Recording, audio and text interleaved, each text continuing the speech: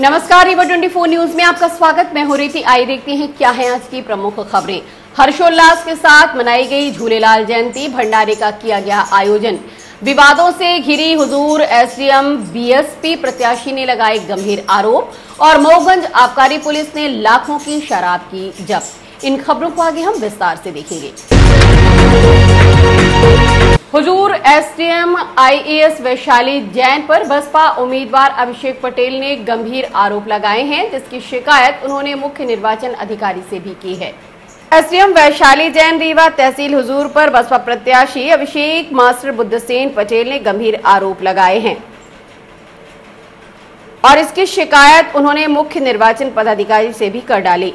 शिकायत में अभिषेक मास्टर बुद्धसेन पटेल ने आरोप लगाया है कि एसडीएम हुजूर वैशाली जैन की पोस्टिंग रीवा में आईएएस पंकज जैन मध्य प्रदेश चिकित्सा शिक्षा एवं स्वास्थ्य विभाग ने कराई है।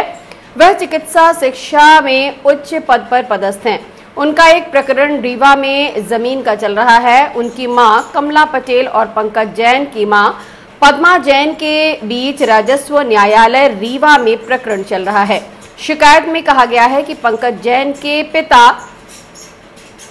हेम कुमार जैन ने उनके पिता बुद्धसेन पटेल से कहा था कि उनके पुत्र ने एसडीएम वैशाली जैन की पोस्टिंग रीवा में कराई है, वह उनके पक्ष में ही फैसला करेंगी। तुम सहयोग नहीं कर रहे हो तो इसका खामियाजा भुगतोगे। इसकी शिकायत भी अभिषेक की मां ने उच्च अधिकारियों से 31 जनवरी 2024 को भेजी थी। उन्होंने आरोप लगाया है कि एसडीएम ने उन्हें धमकी दी है कि जैसे उनकी मां का प्रकरण बिगाड़ा है, वैसे चुनाव में भी उन्हें प्रभावित करेंगी। इससे बचने के लिए वह तहसीलदार के सामने समझौता करने का दबाव बना रही हैं। अनुविभागीय अधिकारी व पटवारियों को उनके विरुद्ध चुनाव प्रचार करने के लिए निर्देशित किए जाने का आरोप लगाया है। बसपा प्रत्याशी अभिषेक पटेल ने चुनाव आयोग से शिकायत कर रीवा हुजूर में पदस्थ एसडीएम वैशाली जैन को अन्यत्र स्थानांतरित किए जाने की मांग की है। उन्होंने कहा है कि यदि उन्हें नहीं हटाया गया तो इसका चुनाव पर असर पड़ेगा। मध्य प्रदेश के कैडर में 2012 के हैं और भोपाल इस समय पदस्थ हैं। उनकी मां के द्वारा यहाँ पे किसी सोसाइटी में जमीन परचेस की गई थी। महाराजा बांध का मामला है, जहाँ पे वो हमारे नंबर की जमीन को जबरदस्ती वैशाली जैन के माध्यम से नक्शा तरमीम करवाना चाहती है, जबकि उस जमीन से उनका कहीं दूर दूर तक कोई लेना देना नहीं है, वास्ता नहीं है। इसके बाद भी मेरी मां के खिलाफ लगातार षड्यंत्र जारी किए जा रहे हैं और निश्चित तौर पर इसमें कहीं न कहीं पंकज जैन का, उनकी मां का, उनके पिता का और वैशाली जैन का यहाँ पे जो पोस्टिंग करवाई गई है उनके द्वारा ही करवाई गई है। तो ये मैं कहना चाहता हूँ कि मेरी मां पे और मेरे जो चुनाव है इस समय जो चल रहा है, मैं लोकसभा का प्रत्याशी हूँ बहुजन समाज पार्टी से, मेरे चुनाव को प्रभावित करने का काम वो निश्चित रूप से करेंगी। इसलिए मैंने इलेक्शन कमीशन से और आईएएस आपकी जो प्रतिभा पाल जी हैं उनसे मैंने शिकायत की है कि इनको हटाया जाए तत्काल, जिससे चुनाव अच्छे तरीके से करवाया जा सके। आपका आरोप है कि उन्होंने धमकी दी है? बिल्कुल धमकी ही दी गई है। उनके माध्यम से ही, उनके लोगों के द्वारा ही मैंने ये कहा गया है कि अगर आप लोग समझौता नहीं करते हैं तो आपके चुनाव को हम प्रभावित करवाएंगे। और निश्चित तौर पर ये मेरे लिए बहुत खेदजनक है कि एक जो आईएएस होता है, जो सभी वर्ग को लेकर जनता के काम के लिए काम किया जाता है, वो यहाँ पे व्यक्तिगत निजी हित साधने के लिए, डॉक्टर पंकज जैन का हित साधने के लिए वो इस तरीके से काम कर रही है यहाँ पे। बिल्कुल, कई बार हम लोगों ने इस पर शिकायत भी की थी। हाई कोर्ट से भी इस पे हम लोग हाई कोर्ट तक गए थे। इन्होंने फर्जी मुकदमा करवाया था सिविल लाइन में मेरी मां के ऊपर, जिसपे हम लोगों ने वहां पे खात्मा भी करवाने का प्रयास किया और खात्मा भी हो गया है। लेकिन ये जबरदस्ती हमारी जमीन को 517 नंबर को ये अपने नंबर में, हमारे नंबर को, जबकि हमारा कोई आवेदन नहीं है, जमीन हमारी है। आप भी समझ सकते हैं कि जमीन जिसकी होती है उसके आवेदन पे नक्शा तरमीम करने का काम किया जाता है। हमें कोई जरूरत नहीं है, हमने कोई आवेदन नहीं दिया है। इसके बाद भी ये जबरदस्ती उस नंबर को अपने में मिलाना चाहते हैं। इनका नंबर है 325 और 518 नंबर है। ये पूर्व में जिस प्रकार से इन्होंने प्रस्ताव पास करवाया था किसी सोसाइटी के माध्यम से, और सोसाइटी में इन्होंने जमीन ली नहीं, फिर बाद में इन्होंने प्रस्ताव पास किया वहां पे सोसाइटी में और अपनी जमीन को इन्होंने कहा कि हमारी जमीन अगर हमने उसमें लैंड आउट में नहीं लिया है तो हमारा पैसा वापस कर दिया जाए। ये सोसाइटी का मामला और उनका मामला है। लेकिन इन्होंने किस प्रकार से हमारी मां को, हमको प्रताड़ित करने का, हमारे पूरे परिवार को प्रताड़ित करने का काम किया है, हमारी जमीन को हड़पने का काम लगातार वो जारी कर। मऊगंज आबकारी पुलिस ने भारी मात्रा में अवैध शराब जब्त किया है, जिसकी कीमत लाखों में बताई जा रही है। लोकसभा चुनाव के मद्देनजर कलेक्टर जिला मऊगंज श्री अजय श्रीवास्तव के आदेशानुसार तथा सहायक आयुक्त आबकारी जिला रीवा श्री अनिल जैन के मार्गदर्शन में रीवा आबकारी उड़नदस्ता प्रभारी श्री एस ठाकुर के नेतृत्व में टीम के द्वारा वृत्त मऊगंज में अवैध मदिरा के विरुद्ध बड़ी कार्यवाही करते हुए ग्राम चरैया में अंकित प्रजापति को कब्जे से 360 बल्क लीटर देशी विदेशी मदिरा जिसकी अनुमानित कीमत 1,32,000 रुपए बरामद की गई है।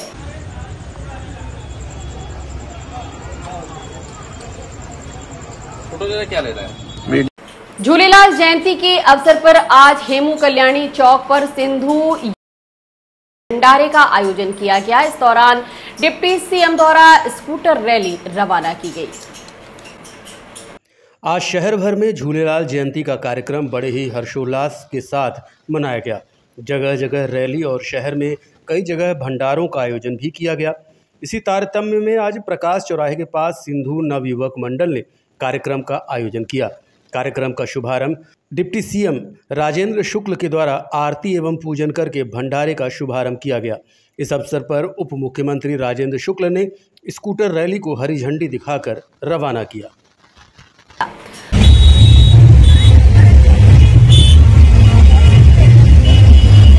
सिंधी समाज के द्वारा चेटीचंड के इस शुभ अवसर पर झूलेलाल जयंती में इस प्रकार से जो स्कूटर रैली निकालकर पूरे शहर में बच्चों से लेके और बुजुर्ग तक सबको जोड़ के शहर में एक समरसता का वातावरण फैलाने का उद्देश्य लेके जो आज स्कूटर रैली निकाली जा रही है, मैं शंकर साहनी जी जो इसके आयोजक हैं और पूरे सिंधी समाज को बहुत बधाई और शुभकामनाएं देता हूं।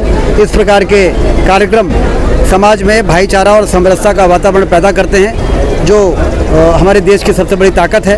हमारे देश की सबसे बड़ी ताकत क्या है? भाईचारा, सौहार्द और समरसता।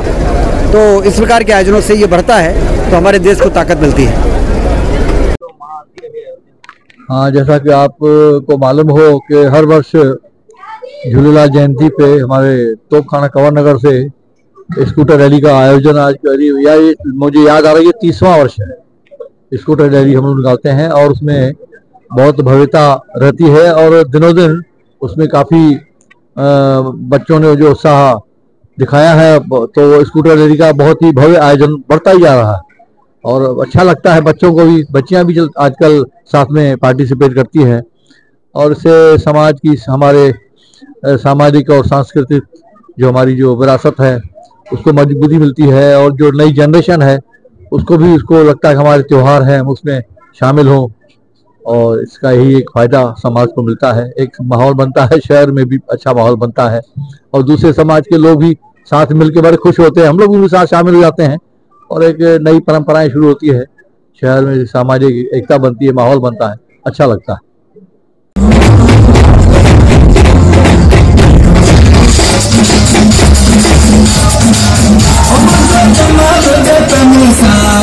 आगामी त्योहारों के मद्देनजर पुलिस प्रशासन द्वारा तैयारी पूरी कर ली गई है।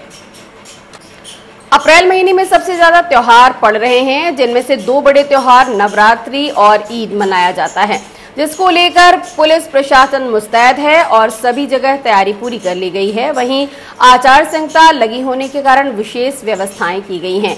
शहर भर के मंदिरों में पुलिस मुस्तैद है। वहीं ईद को लेकर भी प्रशासन ने तैयारियां पूरी कर ली हैं और मस्जिदों में पुलिस बल तैनात कर दिया गया है। साथ ही चेक पोस्ट पर भी कड़ा पहरा लगा दिया गया है।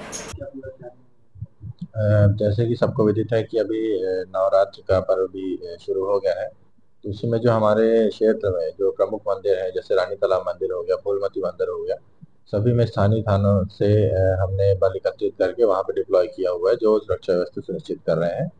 और साथ ही कल हमारे यहाँ ईद का भी त्यौहार है, तो उसमें भी हमने जितने भी मस्जिद है और ईदगाह है, हमने उनको चिन्हित किया है, वहाँ पे भी हम अपना फोर्स डिप्लॉय करके शांतिपूर्वक जो हमारे पर्व है दोनों, उसको हम संपन्न कराने का प्रयास कर रहे हैं। जो जुलूस के लिए जो भी हमारे पास आवेदन आ रहे हैं उनको जो आचार आदर्श संहिता के अधीन जो नियम है उसके अधीन ही हम उनको परमिशन दे रहे हैं और उसी में हम भी सुरक्षा व्यवस्था सुनिश्चित करा रहे हैं लगातार। बॉर्डर पे तो चेकिंग नहीं की। हाँ, हमने अपने पूरे जिले में और हमारे चौराहा में उमरी नाका में भी बॉर्डर में भी हमारी पुलिस तैनात है जो लगातार आने वाले व्हीकल्स को चेक कर रही है और अगर कोई सीजर होता है तो लगातार कार्रवाई भी कर रहे हैं। आज स्थानीय झूलेलाल धाम सिंधु भवन रीवा एवं श्री झूलेलाल सेवा मंडल रीवा के तत्वाधान में श्री झूलेलाल जयंती के उपलक्ष्य में भव्य कार्यक्रम आयोजित किया गया। आयोजन को लेकर श्री झूलेलाल सेवा मंडल के महेश ठारवानी ने बताया कि इस अवसर पर सचखंड धाम के श्री महंत स्वामी कमलदास जी द्वारा भजन कीर्तन की मधुर प्रस्तुति दी गई। तत्पश्चात श्री गुरु ग्रंथ साहिब के पाठ साहब का भोग साहब संपूर्ण हुआ। कार्यक्रम के अंत में पल्लव साहब महाआरती अरदास के साथ मेले का समापन किया गया।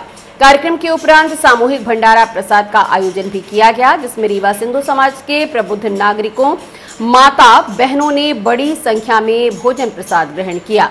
शाम को स्थानीय जानकी पार्क से श्री झूलेलाल जयंती महोत्सव की भव्य शोभा यात्रा एवं बहराना साहब का जुलूस निकाला गया, जिसमें सिंधु समाज की बड़ी संख्या में स्त्री पुरुष युवाओं ने भाग लिया, जो बैंड की धुनों पर थिरकते हुए श्री झूलेलाल साहब की स्तुति गान करते हुए नजर आए।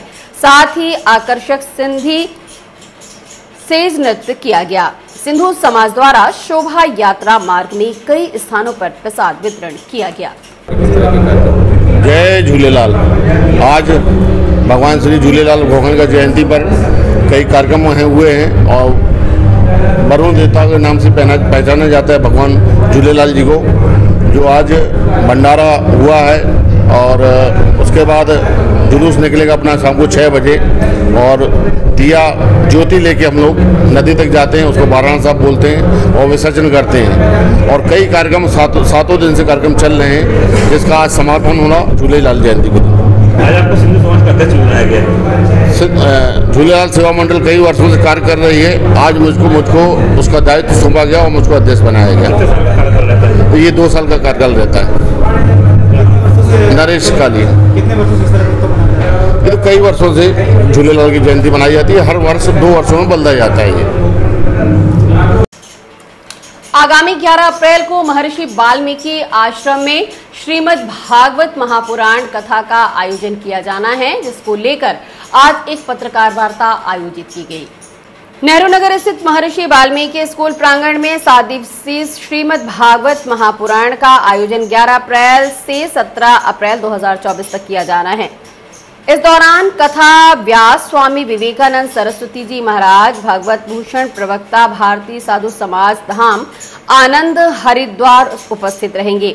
11 अप्रैल 2024 को कलश यात्रा के साथ कार्यक्रम प्रारंभ होगा, जो 18 अप्रैल 2024 को विशाल भंडारे के साथ संपन्न होगा। कथा में मुख्य यजमान श्रीमती शांति कामता प्रसाद शुक्ल होंगे।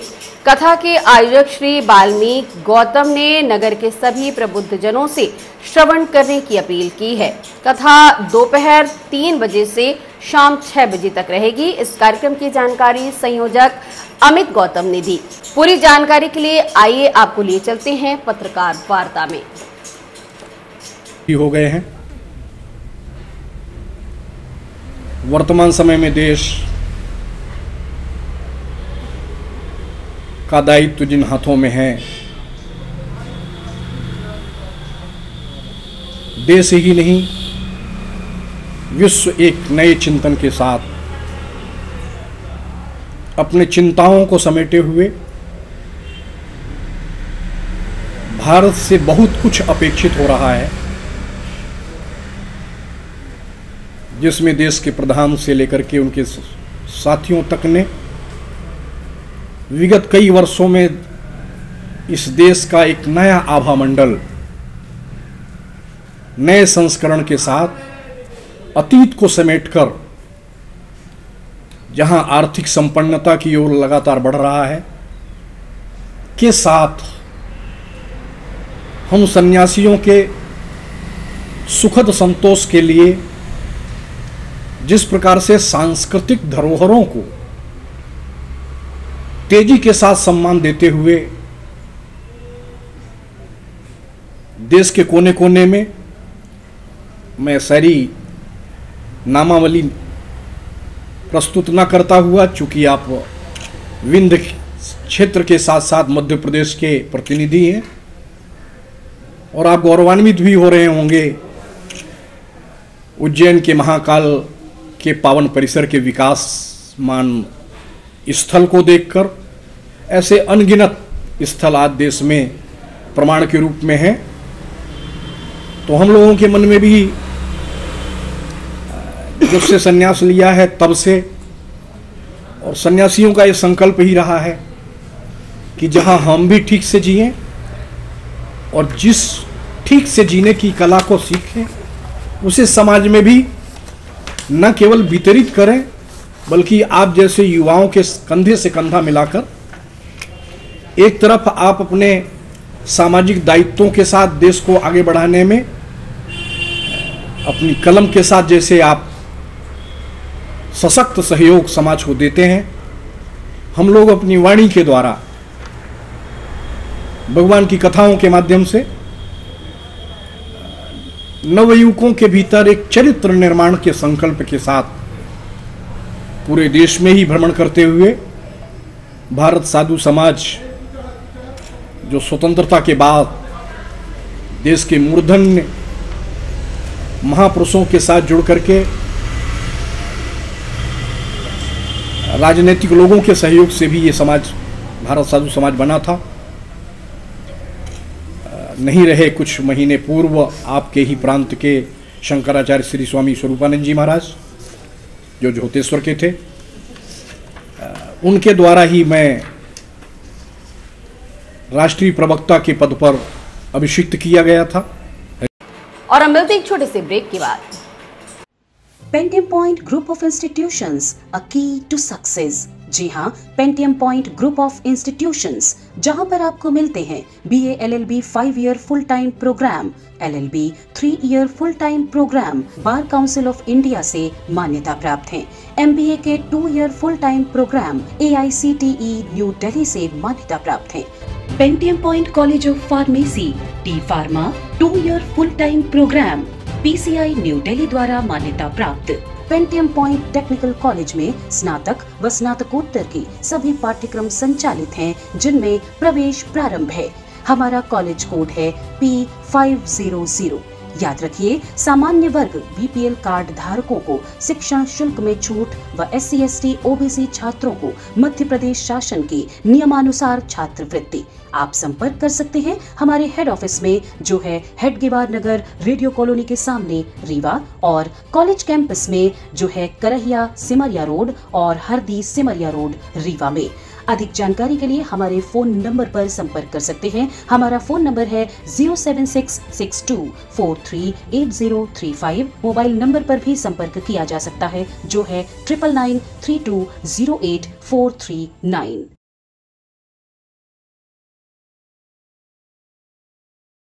चैत्र नवरात्रि, हिंदू नववर्ष एवं श्री झूलेलाल जयंती चेटीचंड के अवसर पर स्वागत भवन के पास स्थित हेमू कालानी चौक में सिंधु यूथ विंग द्वारा 10 अप्रैल को प्रातः 11 बजे भंडारा प्रसाद वितरण का आयोजन किया गया। इस अवसर पर मध्य प्रदेश शासन के उप मुख्यमंत्री माननीय श्री राजेंद्र शुक्ल जी ने भगवान श्री झूलेलाल जी के चित्र के समक्ष दीप प्रज्वलन कर आरती पूजन करने के पश्चात भंडारे का शुभारंभ किया। तत्पश्चात भंडारा प्रसाद वितरण किया गया, जिसमें शहर के हजारों दीन दुखियों, जरूरतमंदों तथा आम जनमानस ने भंडारा प्रसाद ग्रहण किया। इस अवसर पर उप मुख्यमंत्री माननीय श्री राजेंद्र शुक्ल जी ने उपस्थित गणमान्य नागरिकों को हिंदू नववर्ष एवं चेटीचंड की शुभकामना देते हुए कहा कि सिंधु यूथ विंग द्वारा समय समय पर धार्मिक एवं सामाजिक कार्यक्रमों का आयोजन किया जाता है तथा दीन दुखियों के सहायतार्थ सेवा कार्य किए जाते हैं।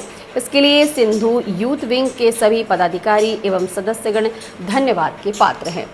जयंती के अवसर पर भंडारे का आयोजन किया गया है। जी, ये हेमू कल्याणी चौक है, हमारे स्वतंत्रता संग्राम सेनानी जिन्होंने भारत को आज़ादी दिलाने में अपना अहम भाग्य निभाया था। तो ये हर साल की परंपरा है। हिंदू नववर्ष चैत्र नवरात्र के उपलक्ष्य में श्री झूलेलाल जयंती के शुभ दिन पे भंडारा सबके लिए किया जाता है। इस भंडारे का सब लोग लाभ लेते हैं। ये भंडारा सुबह 11 बजे से चालू हो जाता है और दिन भर चलता रहता है भजनों के साथ। और यहाँ भंडारे का लाभ लेने दूर दूर से लोग आते हैं, क्योंकि काफ़ी वर्षों से एक ये परंपरा सी बन गई है यहाँ पर, क्योंकि ये शहर का मध्य कहा जाता है। इस मध्य शहर में दूर दराज से मजदूर, रिक्शा वाले, हर प्रकार के वर्ग भंडारे का प्रसाद लेने पहुँचते हैं।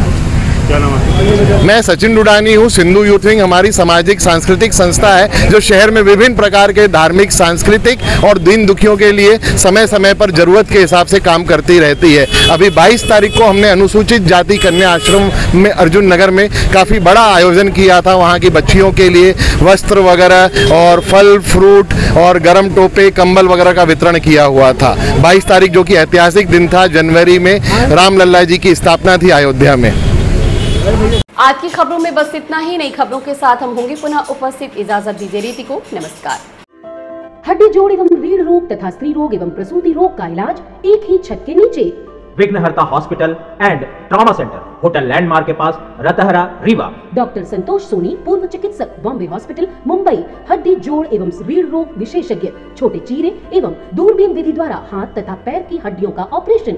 गठियाबात, जटिल एवं बिगड़े हुए फ्रैक्चर का बेहतर इलाज करते हैं डॉक्टर संतोष सोनी। विघ्नहर्ता हॉस्पिटल ट्रॉमा सेंटर में ही स्त्री एवं प्रसूत रोग विशेषज्ञ डॉक्टर शैलजा सोनी भी उपलब्ध हैं, जिनकी देखरेख में नॉर्मल डिलीवरी, सिजेरियन ऑपरेशन एवं बच्चेदानी से संबंधित ऑपरेशन की बेहतर सुविधा। संतानहीन दंपत्ति तत्काल संपर्क करें। विघ्नहर्ता hospital and trauma centre, hotel landmark के पास, रतहरा, रीवा। सुविधाजनक एवं सफल इलाज हेतु आज ही संपर्क करें। विघ्नहर्ता hospital and trauma centre, hotel landmark के पास, रतहरा, रीवा। मोबाइल नंबर 7828781983 अथवा 8462956774 पर।